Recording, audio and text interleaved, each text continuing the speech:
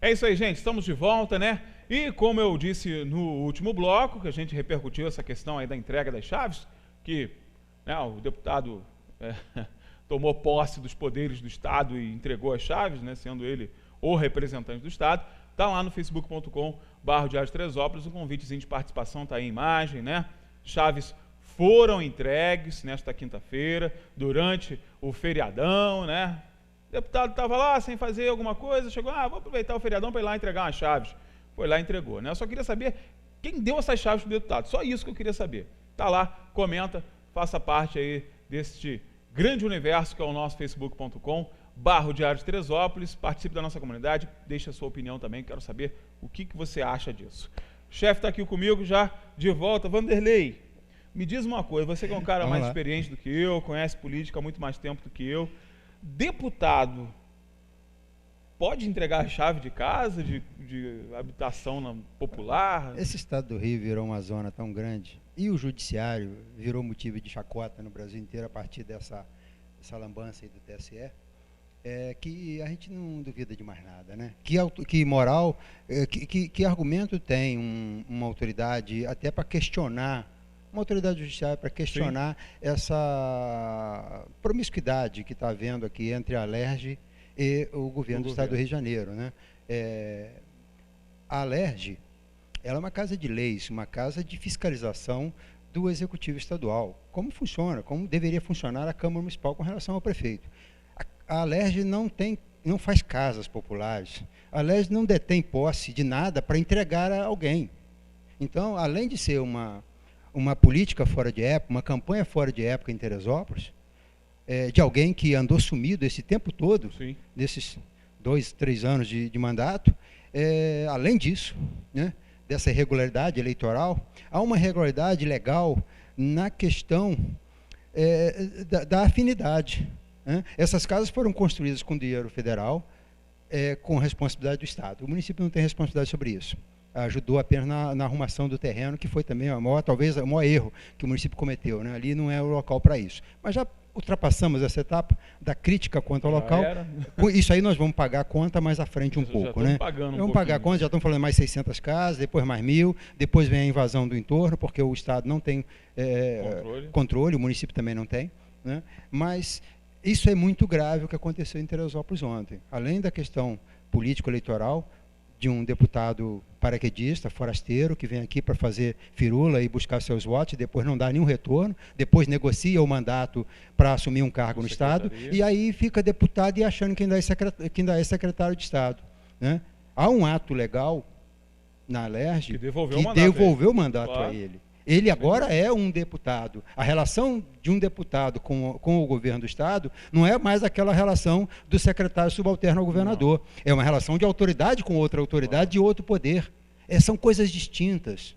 Então, as pessoas só que eles estão tão abusados, e a promiscuidade é tão grande, e a falta de controle, a falta de entender o que eles estão fazendo é tão grande que eles cometem uma estupidez dessa. Isso aí em qualquer país organizado, o deputado já estava com mandato, com uma ação de improbidade, uma ação crime contra ele, e certamente com a vida política toda enrolada em função dessa besteira que ele fez. É uma besteira muito grande. E, além do mais, uma grande inconsequência. Porque no momento que parece que ele não deu a chave e disse, pode mudar amanhã para cá. As pessoas estão entendendo assim. Ele não é autoridade para dar a chave, mas ele diz que dá, mas não é bem assim, depois tem que ver. Isso é muito perigoso. Nós estamos falando com direito de moradia. Né? A partir do momento que você deu a chave, não tem mais aluguel social. A pessoa tem que morar. Como é que ela vai para lá? Houve uma organização da cidade para dar condições àquelas pessoas de morarem ali? Isso ainda está em trâmite. Né? Isso envolve a creche, envolve a escola, envolve a área de convivência em torno que não está pronta, envolve a questão da estrada que não está definida.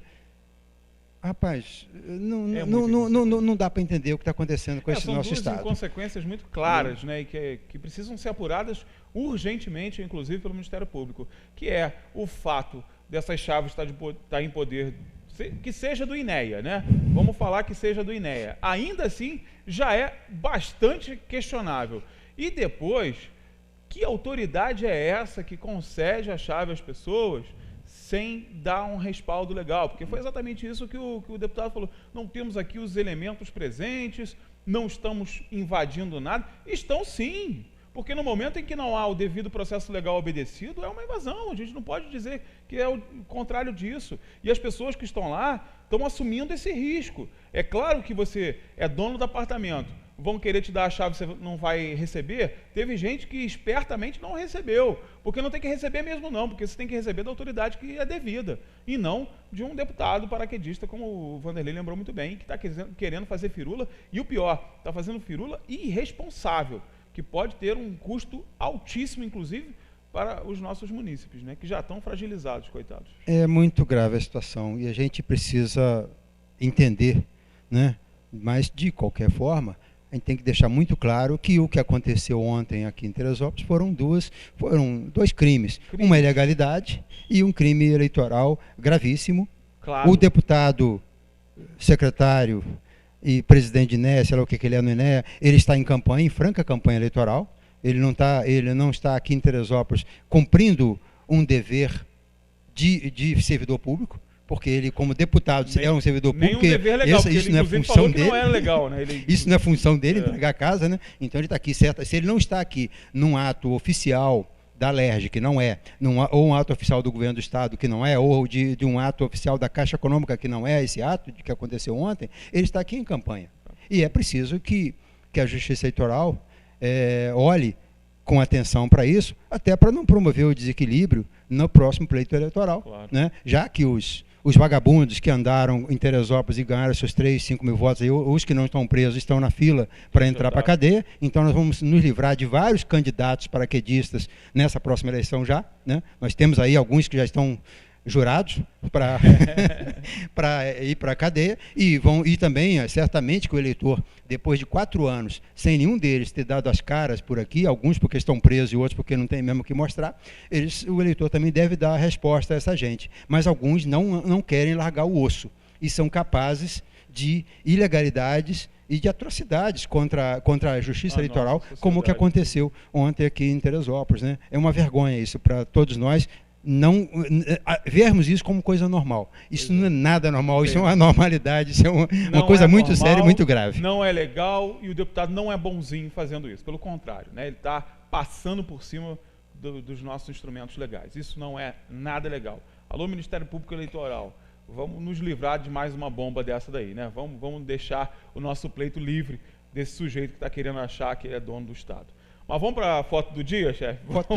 Vamos mudar de assunto, vamos mudar o rumo dessa prosa, que daqui a pouco eu volto a falar com ela, desse assunto, com o meu amigo Fred Maia, que já está aqui para a gente tomar um café e falar de política. Mas, antes disso, vamos para a foto do dia. Coloca aí, por favor, Rodrigo, vamos ver o que o Vanderlei separou para a gente. Ih, rapaz, isso aí eu não sei onde é, não. Isso é uma Teresópolis de antigamente, né? Bem antigamente. Como a gente disse naquela fotografia de 2 dias atrás, parece Europa, a Suíça, né? Parece a Europa. Parece a Europa. Europa, gente. Essa é uma foto da Serra de Petrópolis. Olha que coisa. Assim que a Serra ficou pronta em 44, né? A Serra ficou pronta em 17 de fevereiro de 39. Ela foi reconstruída, né? Pelo Getúlio, ganhou um novo traçado, mas foi ainda no chão, né? Ficou um novo traçado, mas sem o pavimento. Em 44 ela foi pavimentada. Com esse concreto, como é a característica dessa Serra de Petrópolis, e aí ela ganhou alguns atrativos ao longo da rodovia. Esse aí é o local chamado Refúgio, perto daquela cascata, que refúgio, tem no meio da serra, né? Legal. Era maravilhoso, né? O pessoal procurava muito isso aí para piquenique, gramadinho cortado. A serra tinha uma estrutura de manutenção que durou um bom tempo. Foi o período das hortênsias, né? Período que a serra foi toda embelezada no entorno e criado vários atrativos. Além desse lago aí, tinha mais um lago no alto da serra, já virando para Teresópolis. Né? Então era um local muito interessante, essa Serra de Petrópolis, muito bacana. Que coisa bonita. Era um passeio e tanto, né? Era um passeio e tanto, né? Hoje já. Nós temos. Aí na sequência tem uma outra imagem que também é da serra. Isso. Esse ponto é aquele ponto da ferradura, né? Dá para perceber bem a ferradura. É o ponto onde você começa a voltar, né? Ali começam as 14 voltas antigas, né? Pois é, esse ponto era conhecida como a Estrada das 14 Voltas, né? Das 14 curvas. Essa estrada foi aberta em 1898 pelo vereador e presidente da Câmara, Fernando Clausen. Ele abre essa estrada ligando Itaipava, ali da Fazenda Santo Antônio até Petrópolis, já estava pronto a estrada. Então ele faz esse trecho. Em 1920, ou seja, 22 anos depois, o prefeito de Petrópolis e o prefeito de Teresópolis, eles se juntam e reformam essa mesma estrada das 14 voltas, primitiva, para a passagem do Rei Alberto. Veio o Rei Alberto, o governador do estado, Epitácio Pessoa, eles passaram, o presidente Epitácio Pessoa, o governador do estado Duarte, eles passam por Teresópolis, vêm de trem, vêm de barco até Piedade, vêm de trem até Teresópolis, passam a noite aqui, comitiva de mais de 50 cabeças, né? E aí vão para Petrópolis, passar mais um dia em Petrópolis. Foi uma festa, e a viagem a Teresópolis foi um presente do governo brasileiro aos reis belgas, né? Porque, ou seja, viajar a Teresópolis e Petrópolis era um presente, não era qualquer um que podia fazer isso. Né, gente? Olha que era uma coisa maravilhosa, né? E eles fazem essa viagem de 3, 4 dias e passam por essa estrada primitiva, das 14 voltas. Por volta de 1933, autoridades de Teresópolis, empresários, pessoas engajadas na questão da melhoria da cidade, eles se mobilizaram numa associação parecida com a Sociedade dos Amigos de Teresópolis, que vai surgir lá nos anos 40, eles se organizam para recuperar essa estrada, porque ela, embora ela tenha sido refeita em 1920, consertaram ela ainda tinha muitos pontos de gargalo, inclusive aqui na chegada da cidade, na altura da Barra do Imbuí, áreas que precisavam de ponte, então regadas, armando para campo. Essas pessoas influentes dos anos 30, eles vão então arrumar caminhões emprestados, máquina, arrumar dinheiro para fazer essa tarefa e começam a construir essa estrada. Aí vem o Getúlio e pega o caminho andando, né? O início da obra feita pela cidade, não pela prefeitura nem pelo Estado, pelas pessoas da cidade, pelos empresários, pelas pessoas mais abastadas, e aí ele pega então e refaz a estrada, só que ele muda a estrada e tira o traçado original. Isso ele vai começar em 33, depois ele faz, aí ele acaba com as 14 voltas, que a gente chama de 14 voltas, mas na verdade são 14 voltas mesmo, não são 14 curvas. Hoje ela tem mais de 14 voltas. Pontos onde você tem que manobrar a charrete ou o carro para conseguir fazer a tal curva, né? Eram pontos realmente, não são curvas abertas onde um carro consegue fazer. Ele tem que parar ali, manobrar para você fazer aquela volta, ida e volta, ida e volta. Muito interessante essa estrada, existe registro dessa fotografia, desse período. E a estrada começa a ser refeita em 33, 34, ela vai até 38, em 39, então ela vai ser inaugurada pelo Getúlio Vargas, ele assume a estrada e a estrada vai ser nesse traçado atual. Não com esse pavimento. A partir dali vai continuar o pavimento, em 44 ele entrega a estrada pronta, já pavimentada, de Itaipava até Teresópolis pavimentada. E é uma das estradas mais bonitas do Brasil hoje, sem dúvida nenhuma, né? Porque o visual da Teresópolis e Itaipava, gente, é um visual que você não vai encontrar. E é Rio de Janeiro, né? A gente fala muito assim, o Sul também tem muitas estradas bonitas. A estrada do Rio do Rastro, por exemplo, é muito interessante. Eu acredito que seja até mais, ela pode ser até vista como mais bonita do que essa serra de Petrópolis, porque ela tem uma inclinação. É verdade. É loucura. Você tem imagens que impactam, porque realmente passar por ali é uma aventura para quem não está na firmeza da estrada, né? Mas essa nossa estrada aqui está a menos de 100 quilômetros do aeroporto, que é o aeroporto do Tom Jobim, que é a porta de entrada do país, né? O Rio de Janeiro é a capital cultural do Brasil, é a capital do Brasil, né? Então, você estar pertinho do Rio, isso tem um apelo turístico muito mais forte que qualquer coisa bonita que possa existir no Sul, né? E mais organizada até do que aqui. Então, essa serra é fantástica e ela representa bastante para a gente. Pena que a gente não tem nenhum controle sobre ela. Passou da hora, uma estrada dessa, ela fosse rentável, ela poderia ser pedagiada para poder fazer a manutenção dela, regular, para poder proibir os caminhões.